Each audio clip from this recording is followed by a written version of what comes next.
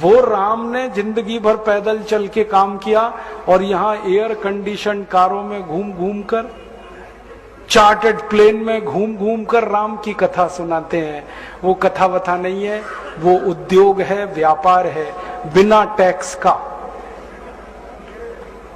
और मुझे बहुत शर्म है ये कहते हुए, समय आने पर प्रमाण से बात करूंगा कि राम कथा कहने वाले ब्लैक मनी को व्हाइट मनी करने के काम में लगे हुए एजेंट हैं और इससे ज्यादा कुछ नहीं। और मुझे इससे भी बड़ी शर्म आती है कहते हुए कि आप जो उनको दे रहे हैं दान के रूप में, वो पैसा ब्याज पर उठा रहे हैं वो दूसरे लोगों को, और आपके दिए हुए पैसे से धंधा बना रहे हैं अपना। फिर ऐसी कृष्ण की कथा कहने वाले आ जाते हैं, कहते राधे राधे राधे राधे राधे राधे, और कुछ कहो ही मत, राधे राधे। कंस को मारा, जरासंध को मारा, शिशुपाल को मारा, अधर्मियों को मारा, ये सब थोड़े में, राधे राधे राधे राधे बड़े में। हाँ, क्योंकि आपको कायर बनाना है ना, निर्वीर बनाना है, नपुंसक बनाना है, तो वीरता की कहानी क्यों सुनानी है? तो चुन चुन कर ऐसी कहानियां सुनाते हैं। और मैं आपको बहुत गंभीर बात कह रहा हूं कि ये सारे हमारे देश में जो पाखंडी लोग हैं ना, राम और कृष्ण की कथा कहने वाले, ये सरकारों के साथ मिले हुए हैं, क्योंकि सरकारों ने इनको एक कान में मंत्र फूंका है, तुम लोगों का ध्यान इस तरफ भटकाते रहो ताकि कोई महंगाई के खिलाफ न लड़े, गरीबी के खिलाफ न लड़े, बेरोजगारी के खिलाफ न लड़े, अत्याचार के खिलाफ न लड़े, वो डूबा रहे राधे राधे राधे राधे राम राम राम राम, बस इसी में।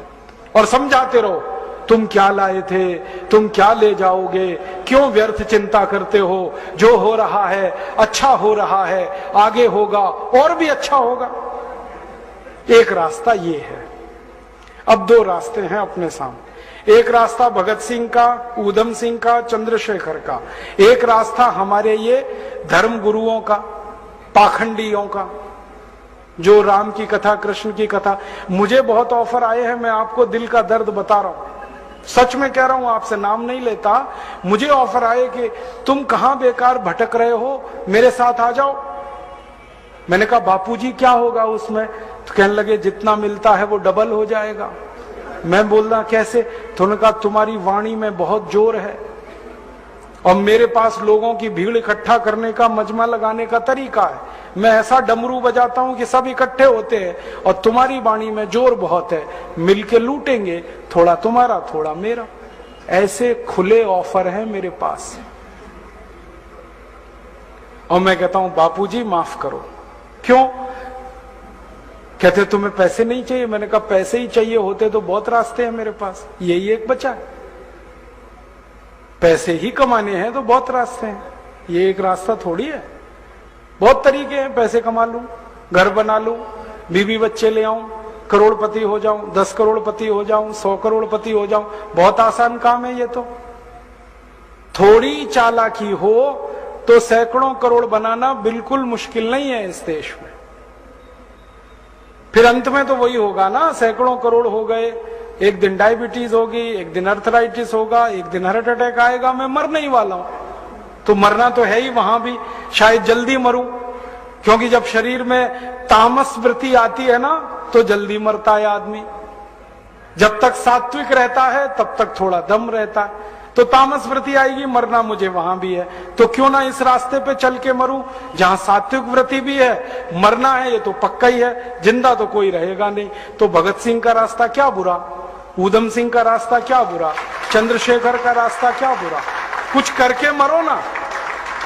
मरेंगे ये सब भी, राम की कथा सुनाते सुनाते हार्ट अटैक आएगा, मरेंगे वो भी। डायबिटीज सबको हो रखी है, मैंने देखा है नजदीक से जाके, सब इंसुलिन लगाते हैं, खाते हैं गोलियां, अपनी डायबिटीज नहीं मिटा पाते, दूसरों को उपदेश देते फिरते। ब्लड प्रेशर सबको बढ़ा हुआ है, क्योंकि ये जो काला धन है ना, इसका हिसाब किताब करने में बीपी ही बढ़ने वाला है। सब बीपी की गोलियां खाते हैं, सब डायबिटीज के लिए शिकार है, तो दूसरों को उपदेश देंगे। तो मैं भी लग जाऊं वो एक रास्ता है। एक रास्ता भगत सिंह, उधम सिंह, चंद्रशेखर का भी है। मौत तो दोनों में ही आने वाली है, बस अंतर इतना है, एक मौत ऐसी आएगी जिसको देश और समाज जिंदगी भर याद रखेगा, और एक मौत ऐसी आएगी कोई पूछेगा नहीं।